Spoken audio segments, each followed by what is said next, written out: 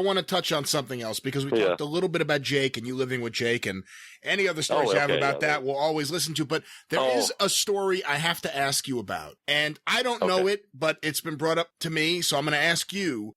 Apparently, the Honky Tonk Man, Wayne Ferris, tells a story about you being with Jake, and I'm going to let you tell the story because I don't know all the details, but you pulled a gun out. Which one? And you start running after people, and what's the story? Yeah. Okay, what happened was Jake, and this is in like 1998 when he was really bad on, rock, crack, whatever you want to call it. And I was using him on a lot of shows, paying him a lot of money. I just did 2 shots, gave him like $2,000 at least he had. So we're driving, he's staying in Orlando here with me. So then he wants to go to the hood. And I didn't do that stuff, He kept trying to ask me if I wanted it, and I was like, no, I don't want it. No, go ahead. So then he said, let's go to the hood. Take me down. Where's the hood at? And I was like, all right, whatever, we'll try it. So I took him down to the bad part in the hood. So here come the guys all surrounding the car. I was like, no, don't go to my side, over there, not me. And then he's got his hand out, and they put it in his hand like some rocks, and he goes, this ain't enough. And he's standing there, he's sitting there holding like $2,000 in his hand. So they grab it and run and just give him like a few little pebbles of a crack or whatever. And so I had a gun with me. So I'm like, hey, bullshit, I just paid you that. You got to let them steal it? And he was like, this is what a coward he was. That's one thing. I like Jake for all the stuff he did, but I'll tell you a story with Dick Slater and him too. I forgot to tell you the rest of that one with Jake and Dick Slater's ex-wife. Anyway. So then I was so pissed because I just paid him all that money. I was like, Jesus, you're going to let them steal $2,000 from you? So I backed out, and the rocks flying everywhere. It was like a gravel parking lot flying everywhere. I was coming after all of them, They're running. Because there was about 6 guys probably standing there trying to sell them crack. And the one that stole it, I was just driving, trying to find him, and then I had my gun, and Jake goes, no, go, just leave. You pull the gun, they're all going to have guns. He was almost crying, and I was like, oh my God, you coward. You got to let them steal it, whatever. Yeah, that's what happened. Honky Tonk tells it a little different. But what does Honky Tonk say? Well, I don't think it's Honky Tonk. It's Jake. He exaggerated it and said that I got out of the car and ran down the street and was shooting at him and everything else. So I was like, oh my God, what the hell? I don't exaggerate stories. I just tell the way it happened. But that's enough just to show Jake how let somebody steal $2,000 and want me to get it back for him. I was like, he don't want me to go after these guys. No, let's just leave. I said, yeah, okay. You ain't never coming down here again either. With me. Yeah, so then and in Charlotte, though, let me get to that with Dick Slater. Okay. Dick Slater is a heel, too, like us. So one time we're riding with him. This is a different one now. I get to the one with him and Dick Slater's wife. So we're riding in Dick Slater's Porsche, and I'm in the back seat, and he's got like a million joints rolled, and he's smoking one after another. And then he's got the cops pull him over, right? So he has like 5 different driver's licenses, Dick Slater, and shows the cops, and they're like, he said, which one do you want? And they were just like, what the hell? And then they recognized him, of course. He was a big star up there in Charlotte. And he couldn't remember my name because I just met him pretty much. So they asked him, who's in the car? And he went, oh, it's Snake and Sonny King. I'm Sonny King, right? Sonny King's a little bit different looking than me. So then that was pretty funny. And then so then Slater didn't know at that time. Jake was messing with Slater's pretty much his wife still. I don't think they were even divorced. And she was beautiful too. Because I'd go to the house and then he'd go, in the room and I'd be sitting there waiting and then in the bedroom with her. And then I was like, man, what the hell? And he goes, man, if Slater finds out, he's going to kill me. I was like, what the hell? You're a coward, Jesus. What the hell? He goes, no, Slater will kill you. And then I didn't know how tough Slater was. And then at that time, and then Jake still kept doing it though. And I remember Gary Hart would always say with his voice, it was so damn funny because I rode with Gary Hart. He rode with me all the time. Gary Hart. He told me about carrying razor blades with you and stuff to defend yourself. He told me a lot of stuff. And he goes, Jake would tell him, he just called her Miss Good Pussy.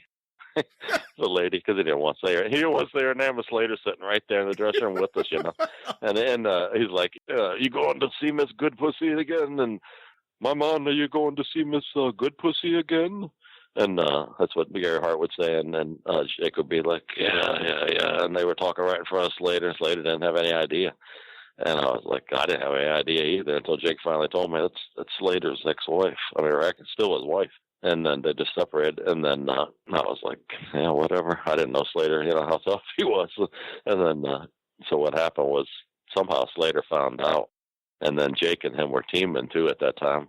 So what he would do is he'd always have the baby face. He'd have Jake hold the baby face, and he'd have the baby face move, and he'd knock that shit out of Jake with that punch of Slater's. He punched like a mule, a horse. So then he hit Jake every night almost, and have the baby face move, and then he'd hit Jake for real. Jake would tell me, yeah, did you see that punch? It's a fucking payback. So then he got so mad because Jake kept doing it anyway, going and seeing her. And then one night Jake was in a parking lot in a bar, and Slater found out he was in the bar with that wife of his. And then he was looking all over the parking lot. Jake was hiding under cars and everything else. He couldn't find. He was going to kill him that night. So I don't know why he never did finally kill him. I think Jake just begged him, maybe, like, please don't hurt me, please. I'm sorry. And then, yeah, because I got in a fight with Jake once. It was so damn funny. I just seen Bushwhacker Luke at that benefit they did for me, and he was telling everybody the story because he was there with Talkie Talk Man was there. It was a big show I had in Ohio back in '99, I think it was. And Jake, this is the funniest thing ever with Jake. This was with '99 when he was really bad, and then he goes, he comes to the show. I think he even drove all the way there from Texas because he didn't want to fly with his equipment, his rocks or whatever he brought with him. Yeah. So he's so messed up, and he had some poor girl that one of the million girls that he's used. He used to do that all the time. They were always older, usually a little bit, and he would use them for everything they had. But this girl was kind of young, even. I don't know what the hell she did it for, but she lost everything because of him. So he had her there and with him, and then he comes in the dressing room, and I always had to bring the snake for him. It'd be my snake, because he didn't have a snake. So he had to bring your own snake. You have a snake? No, I don't anymore, because Jake killed that one. Well, you had a snake? Wait, hold on. You had a snake and Jake killed it? I went through, so I don't want to say this, man, the humane, or whatever, the animal cruelty. I had 3 snakes. This is 20 years ago. So I had 3 snakes I went through with Jake, pythons, like 10 foot. I didn't touch them, though. I had a friend that did all that because I wasn't into touching snakes, So we'd bring it, though, and I had the ring truck and everything. I had to go to all these shows I had all over Ohio, everywhere, United States, all over the place. And I just drove the truck everywhere, and I'd follow the guy in a car or whatever, the ring truck driver. And then, so what happened was the snake that night, Luke just told the story, like I said, Bushwhacker Luke. Okay, we're in Zanesville, Ohio, like 2,000 people, packed crowd, because I had, like, back when they were all hot, I had Greg Valentine, Honky Tonk Man, Bushwhackers, Jake, forget who else, a lot of guys were on the show. So anyway, Jake starts getting more and more screwed up. I don't know what the hell he was on, because crack doesn't do that to you, whatever he was on. And then he starts getting, he wanted me to be his partner. That's what started. He wanted me to give him, because I was having some big shows at that time, doing good. And he seen the houses and stuff, and he was like, I was already paying him damn good. And he goes, let's be partners, And then I was like, oh, yeah, I'm just going to give you half of every crowd for, you're not going to pay me, like, to be my partner. He just wanted to be my partner, like, and he just started taking half the shows of everything. And I was like, I don't think so. And then he got mad about that, and he started getting pissed all night long. So then he goes, I was out there trying to do business with the building manager, figure out to settle up everything so I could pay all the guys. And he's in there tearing the whole dressing room up. I mean, he's knocking light bulbs off, breaking the holes in the wall, banging his head on the damn wall. He got so screwed up. And then he started pouring beer. I didn't even see this, or I would have killed him. He was pouring beer in the snake's mouth, beer down the snake's, into the snake, his mouth. Jesus. The whole beer. Yeah. He did that. My snake. And then throwing it all around and everything. And Luke told me this. I didn't even know this happened because I was out there, like I said, trying to figure out the building, how much money or whatever. So Jake was making his girl give him fellatio in front of all the other guys. Luke told me that, and He doesn't lie. Wow. I was like, oh my God, I didn't even know that happened. That's ridiculous. Anyway, so then I come back in the dressing room and see what he did to the whole place, because I'm the one that's going to lose the building now, because he tore holes in the walls everywhere and everything's laying everywhere, you know. So then I come back in there, and then I started telling him, you know, what the hell are you doing? I started getting mad, and he goes, fuck you. I said, fuck me. And then everybody started leaving the dress room, you know, because they were freaking out a little bit. They didn't know Jake's not tough. So they thought, you know, like, oh my God, he's a big guy and everything. So he just was so wild too. Everybody was wanting to get the hell out of there. So they all went out. Even Bushwhackers, everybody left the dressing room except for Honky Tonk Man, because he wanted to see what the hell was going to happen. Honky Tonk Man, he wanted to see this shit. So he wants to see it. You know, he's got his Elvis jumpsuit on and everything. So then he goes, and Jake was so screwed up. He was ripping his own hair out. He beat himself up all the time. He didn't have to even beat him up. He just banged his head on the wall. He was all tore up, and then pulling his hair out, and then he threw something at me. I said, fucking piece of shit, what the hell are you doing? He goes, no. And then he starts pissing in a bottle, an empty bottle. He starts pissing in it, right? And he goes, I said, you throw that on me, I'm going to kill you. And I went over there and started struggling with him. I was grabbing his hand. I thought he was going to throw it on me. And Honky Tonk's there, and it's spilling on him. He's right there sitting in a chair where we're fighting, and it's spilling all over him. He goes, no, Jake, no, not the piss. And then with his voice, no, Jake, not the piss. And then all of a sudden Jake goes, no, I'm going to drink it all to prove to you how much I respect you. And you won't be my partner. Vince McMahon wants to be my partner. I don't want to be his partner. And he says, I'm going to drink this down to show you I respect you more than God. I was like, oh, my God, go ahead. I don't give a shit. Don't pour it on me, you idiot. And then he drinks the whole damn bottle of piss down, all the way down. And Honky Tonk's like, don't drink the piss, Jake. Come on, don't drink the piss. and then he drinks it all down. This is the craziest story ever. I mean, and then Honky Tonk will tell you I can't believe he drank it. And then he goes, then he gives me my money back, $1,000 I paid him. He gives it back to me and says, I don't want the fucking money. Take it back. And I go, all right, good. And then he goes, I ain't working. I said, I don't think you can work the way you look. And then he goes, we get in the hallway then. And then we start fighting again. And then ends up where he smacks me in the face. So then I just grabbed his ass and bear hugged him, because he don't know how to shoot or anything, you know. I had both of his arms trapped and a bear hug. Took him down, laying on him. He's like, get off of me, get off of me. I love you, all this stuff, you know. And I'm like, what the hell? So I was like, what the hell? So then Bushwhackers watch it. It's the funniest thing, through a window, because they're all kind of freaking out, like, what the hell's going on? They didn't know what was going to happen, you know. But Honky Tonk wanted to sit there and see this shit. So then Bushwhacker Luke's narrating everything to everybody. Now he's got Jake bear hooked. Now he's got him down. And now Jake smacked him in the face. And now, yeah, he's telling all the guys, they told me later, that he's narrating everything, because there's a little window he's looking through watching this shit. And he goes, and now Jerry's got him down. And then, oh, now, mate, Jerry's let him up, and Jerry smacked him in the face now. And then Jake, what the hell? Jake kissed him on the lips. Yeah, Jake, after he drank the damn piss, he kisses me on the fucking lips, because he's so tall, you know. He just bent down so quick and did it. He said, I love you. I was like, what the hell? This is because we used to be, best friends. And I was like, what the hell are you on, man? Jesus. And he goes, no, I'll work, man. I'll work. I can work. And I was like, oh, Jesus. So then it's me and him, supposed to be against Honky Tonk Man and Red Valentine, I guess it was. So we go out there, and it's a orchestra pit, like a big theater type place, like 2,000 people, but there's a big pit there. Like, I don't know how deep that thing was. You know what I'm talking about, an orchestra pit? Yeah, of course. And like a big theater. Okay, yeah. So that's dangerous. And right where the ring is, you just walk a little ways, and so Jake's walking over there, almost falling in that. He takes the snake out and starts putting it all over the fans. Oh my God, it was horrible. It was like, and the snake was already mad because all the beer and all the crap he did to it, you know. So he's throwing the snake on the fans, and then I was just like, this is not going to happen. So he got in the ring, and he was so bad that I just said, I just changed everything. I just turned heel on him. We started all kicking him and beating the crap out of him, me, Valentine, and the Honky Tonk Man, and And he said, "Tell me to crawl out of here like the piece of shit I am. Crawl out of here." I was like, I'm not going to say that on the microphone to all these, kids and everything. Crawl out of here like the piece of shit I am.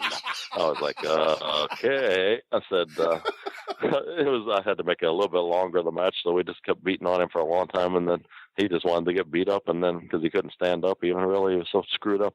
So then he crawled out of, I said, "Just crawl out of here like the snake you are," on the microphone, And he crawled out all the way to back to the dressing room. So then the funniest part is, he didn't get the money right back, and he thinks he worked doing that kind of crap, going out there and whatever that's. But it wasn't really nothing, So then the next day he calls. Well, he has his girlfriend call, of course. So she calls me and telling me that Jake was something happened. Something fell in his coffee from the building. Rat poison's what happened to him. So that's why he was so screwed up. Trying to apologize because I had a lot more shots for him to work in. He didn't want to lose all that money. So then rat poison fell into his coffee. Yeah. That's the excuse. Yeah, the funniest shit ever. It's the funniest just shit fell ever. out of the sky. It fell out of the building. They had rats, and so the building had rat poison up in the top of the whatever the building there. In the dressing room, I had rat poison. He said, and it fell in there. And then she's like, "Can you wire the money? $1,000?" I was like, "You gotta be fucking kidding me!" So he gets on the phone. He goes, "Yeah, man, I'm sick as hell." I said, "Maybe it's because you drank that piss. I mean, it was a lot of piss you drank." And then he goes, "My stomach's killing me. Fucking killing me, man." And I was like, "Yeah, okay." The rat poison, huh? And he goes, "Yeah, it's fucking sick as hell." And I go, "Okay." So I had to, because I hadn't had him on a lot of other shows. So I was like, I'm going to have to pay him, I guess, for whatever reason. That was not very much of a match, but it was a hell of a story that everybody still talks about. Yeah, that was so damn funny. I told Luke and them and all them what he said the excuse was, and they were laughing because they were all mad at him anyway, because he had a show and didn't pay anybody in Texas. They all were waiting for their pay. King Kong Bundy, Bushwhackers, right? Everybody, Greg Valentine, they all wanted their money, and 5 or whatever 100 at least they got. And he, after the show, he just disappeared. Didn't pay anybody right before this happened. So they're all pissed at him. And they loved it when I beat his ass. And then Luke was like, "No, he's got him down, yeah." And then he didn't pay him ever, though. And they just look around like he wouldn't even talk about it. And then had to see their faces, Well, what he did was he beat himself up again that night because Bundy was going to kill him. I don't know how tough Bundy is, but he could beat Jake for sure. But Jake was, they came and found where Jake was. And they seen him down in the basement or whatever the place was in Texas. And they seen him smoking a pipe, And they were like banging on the thing, "Where's our money at?" And he came out there and he put his hand through a glass window and had to go to the hospital on purpose just so that way, Wow. It was funny as hell. Did you end up losing the building? No, actually the guy liked it because he made a lot of money that night. He goes, we could just patch that up. We'll fix all that up. He was like, "What the hell's wrong with these damn guys?" You could tell his face was like, "God, what the hell happened?" No, he put a few holes everywhere, and the dressing room was everything was fucking, screwed up bad. I have to say, I always thought the Briscoe brothers story of Ole Anderson thinking they should take a blood oath to keep their partnership in Georgia alive was the weirdest thing. Oh, but geez. I think now the story of Jake wanting to drink a bottle of piss to show his respect for you and why you should be partners with him. And he also turned down Vince McMahon. I think that's now the new standard for insanity. With partnerships in wrestling. That is. Yeah, and Honky Tonk Man tells that story all the time. That's another one he tells. It's so damn funny. I mean, because he really tells it, because of course they always put a little bit more onto it, but I'm telling them what really happened exactly. And it's good enough if you just tell the truth. What happened to the snake from that night? Oh, the snake passed away because Jake, the poor snake, I don't know what, I wasn't in there, so I would have started beating his ass right then if I would have seen him doing. They told me that he was in there throwing it all around, and everybody else was scared to death of the thing, but he was beating on, throwing it against the thing and pouring beer down his throat, and then so the next morning it didn't make it. Yeah, that was pretty sickening. I mean, I think he did that a few times. He got in trouble in England for doing that. That's why I think he had to leave England. He had a lady over there that looked like Benny Hill that he was She looked just like Benny Hill, exactly. And I hope she don't hear this, but anyway, she was a nice lady, but he was another one of the ones he was gigoloing with, and then she lost everything, and then he moved to England with her because I'm sure you heard about the thing that happened with him up in Ohio, a homicide. He wrecked into somebody and they got killed, I guess, or something. Wait, what? That's why he moved to England.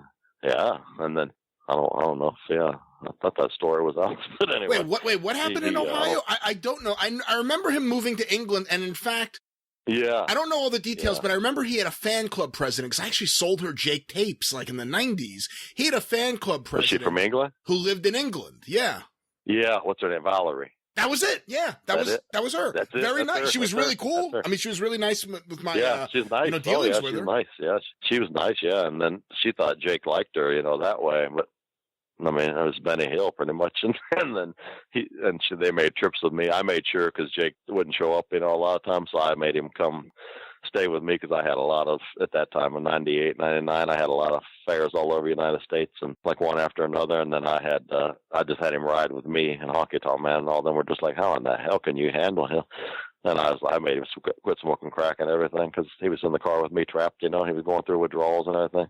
But then he said, I appreciate the help, man. I think I can make it again. And he started straightening up until, I'm not going to say who, but until he got to one show I had in West Virginia. And there were some guys there that like to do that too. And they took him off when I was in there again with the building guy or whatever. And he comes back and I could just tell he was on it again because he was like saying something. I was like, oh my God, what the hell? Who the hell got him to the fucking hood again? At least he didn't try to kiss you again. I mean, that's the benefit of it. Oh yeah, he tried more than that later, I'll tell you. Anyway, the George Steele said George Steele knew I had straightened him up for about 2 weeks. He went through withdrawals because I was just driving from West Virginia to Wyoming. We had to go, and then all over from like 2,000 to 3,000 mile trips and stuff. And he straightened up because I wouldn't stop anywhere, no hoods anywhere. And I made him. I said, you don't need it, man. And he was drinking a lot of beer though, and taking like a whole bottle of some kind of damn pills. I don't know what the hell they were. So he wasn't off of everything, but at least crack. And then, so then George Steele seen he was straightening up, and he said, oh my God, I can't believe he did this. And then when he seen that night that he fell off again, he said, I almost cried when I seen that he did it again. He said, I can't believe he was so great, the mind and everything. So that's what happened there with Jake riding with me all over. But she was in the car too, is the thing, Valerie, because he was using her to pay for everything and all his stuff, and then her credit card and everything. And then they had a tour of the whole country because she'd never seen America, so he was going through like 3,000 miles across the United States, But and then when it come to her at nighttime, like in the hotel, she wanted to be romantic, and Jake was just like, he didn't want that, with her. That was the funniest part. She was always saying, I want, and he'd be like, I don't feel good. He'd come over to my room and tell me, like, she's trying to get me to do this, that. I was like, oh, God. He should have told her that rat poison fell into his drink. Yeah, he probably did. And then I'm not going to tell this. Well, that's too much, I think, one of them. But, yeah, that's some of Jake's stories. There's so many. But I still like him, even though he owes me $2,000 that I'm never going to see again. What does he owe you $2,000 from? No, because he I gave him $1,000 a match, and the last shows that he worked on, he no-showed both of them and kept the money. He'd always tell me, oh, that happened all the time. Back when I had a lot of shows and I had money, and in the late 90s, he said he'd always call me and say that he's in jail. He's going to jail. Wire the money. I got to get him out of jail. And I know it wasn't that, but I would do it. So he'd get the money up front all the time. So he got all that money up front again, and that time he didn't show up to either show. So, and I still had the snake. He's doing DDP yoga now, and he seems to be rather healthy. I'm sure he could maybe earn the $2,000 to pay you back. Yeah, he won't even return my emails, and I emailed him and everything, and nothing happened. The only thing that happened was Sam Houston showed up on my door one day about his brother, probably 4 or 5 months ago. Yeah, and I didn't even know him. I mean, I worked him one time in WWF, but I've never really even talked to him. I don't know him. So I didn't know who he was. I mean, I was looking through the window, like, who the hell is this guy? He keeps coming here, banging on the door. And he had a beard. He looked a lot different. And then So I finally opened it because I thought it was the nurse that comes here, and he was like, "Hey, man." I was like, "Who are you?" He goes, "Sam Houston." I went, "Oh, shit." So he came in. He was nice and everything, but he said that Jake, what was it? Jake was living in Vegas, I think he said at that time. And they said that on his stand-up, he talks about stories that with me and him a lot, the stuff I'm telling you right now. And I was like, "Oh, yeah, okay." Maybe I can get some money back he owes me, but that's not going to happen. I know that. But one time he did owe me when he left to go to Atlanta to be the booker, in 80, what was it, late 83? 83, yeah. When the Road Warriors. Yeah, okay. So he was with me all those. We lived together almost, 8 months, and then he was going to be the booker in Atlanta. And right before he left, he decides he wants to borrow $400 from me. So I'm like, you got to be kidding me. You don't have no money again? So I loaned it to him, and he said, "I'll give it right back to you." So he's in Atlanta, right? So I'm like, "I want my fucking money," and he wouldn't return. He didn't have no phone, no cell phone. So I called the Georgia wrestling office. And I didn't know. Well, I met Ole Anderson one time, and he was an asshole. When I worked for the TBS tapings, I told you my first match against Ernie Ladd. Yeah. First match was against Ernie Ladd. And yeah, I'm like, oh my God, of all guys, the biggest damn guy here. And Ernie Ladd, but he was so easy. I was like, do I even sell this? He didn't even touch me. Jesus. So anyway, that was funny. But the thing was, Ole Anderson came in. It was George Scott was the booker at first. That's when Piper I first met too. Piper came in there. He was doing the commentating, TV with the Gordon Solly, the commentating. Piper. Okay, Piper came in the dressing room, was talking about Don Owens and talking like him and everything. I didn't get it until I went to Oregon. Then everybody does impressions then of Don Owens and Elton Owens. Once you go there, it's like in your brain, like they're so damn weird, goofy people. Elton Owens and Don Owens, especially Elton. But anyway, so Piper's there. Here comes Ole. Okay, Ole Anderson took over after a few weeks of George Scott at first.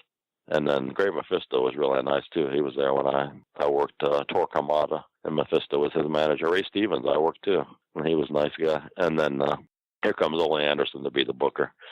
And he goes, this one guy was with me was acting kind of goofy. I didn't want to do that. He was wanting to take pictures. One of the other guys that Louis Tillett trained, he wanted to take pictures with everybody in the dressing room, and nobody did that back then, even though I wanted to kind of, but it was like the biggest stars in wrestling were there. I mean, it was like Dusty Rhodes, Ric Flair, Harley Race, everybody was there, Piper, everybody. You know how TBS was then, it's so hot in 81. Yeah. So here comes Ole Anderson, and this guy tells me to take a picture of him with somebody. Terry Gordy, it might have been. And I'm taking the picture, and Ole Anderson sees me, and he thought I was a mark because I had my clothes on still and everything. I already wrestled and everything. And he goes, he thought I was a fan. He goes, hey, what are you doing in here? And I was like, I'm a worker. And he goes, yeah, who trained you? And for once, Louis Tillett, the name worked because Ole Anderson loved Louis Tillett. I said Louis Tillett, and he goes, oh, where are you training? And then he found out it was true, and he was like, oh, I'm sorry. Yeah, he was nice then, but at first it was like trying to throw me out of the dressing room. I'm like, I'm a worker, Jesus. I'm taking damn pictures. It ain't my fault. This guy wanted me to take a picture of him with Terry Gordy, but he was nice then. So then a couple of years later, when I was in Charlotte, Jake owes me this $400, and he's in the office there, and Ole Anderson's there too. So I told Gene, because he lived with me still. I still live with Gene still for a lot longer.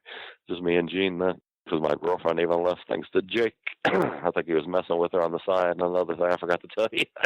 Yeah, when I'd be on the other shows, because they had 3 shows a night, Jake sometimes was off, and my girlfriend would be there at the house, at the apartment. He sounds like a great friend. And I heard, I heard that, that something was going on, like maybe.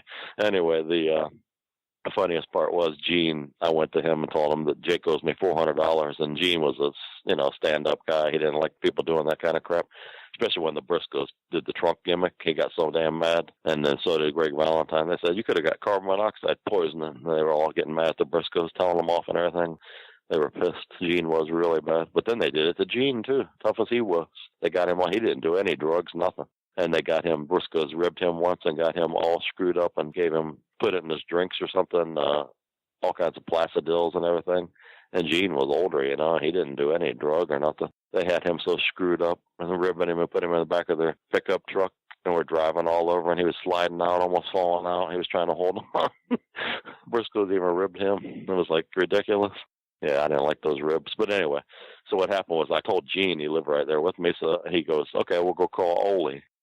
So we go to the office and call Ole Anderson, and he puts me on the phone with Ole. And I'm like, Jake, it was Ole's booker, I don't know if Ole, I think he owns probably half of Georgia at that time, maybe, Ole, and the Briscoes did too, and Jim Barnett. So Ole goes, well, I said, he owes me $400, and Gene goes, the kid needs his money. And then Ole goes, well, I can't take it out of his pay, and I go, well, tell him to send me the damn money or I'm coming there to get it. And then he goes, I'll tell him, like, what the hell? And then he told Jake, I guess, and then Jake called and said, take it easy, man, I'm going to wire it.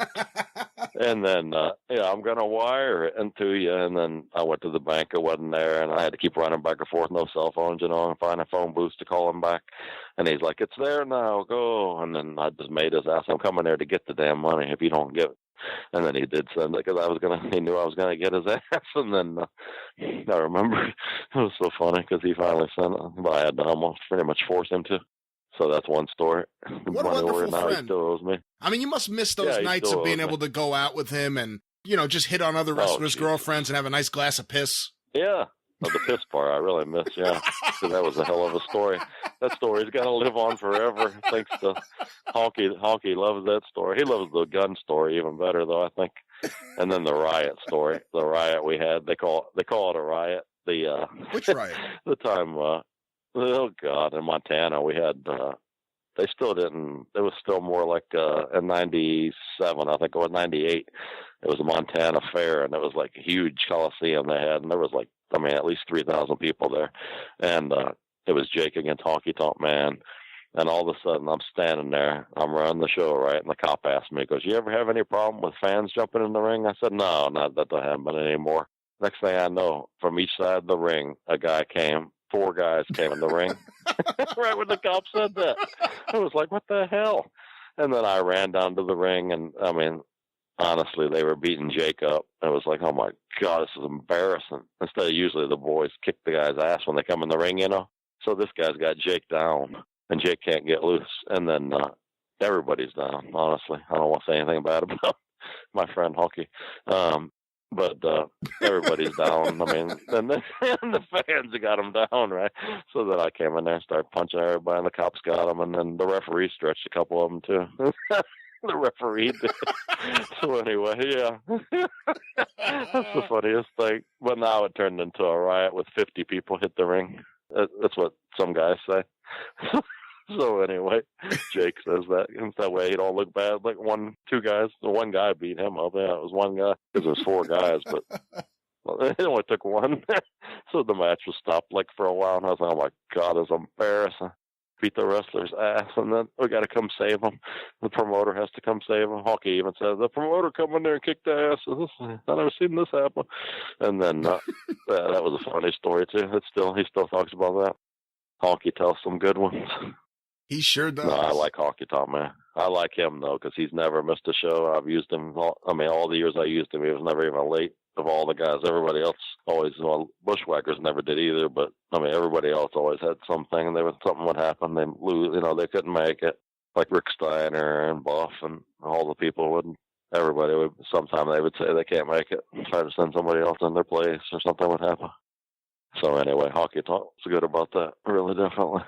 What a series of stories you have just shared with us here.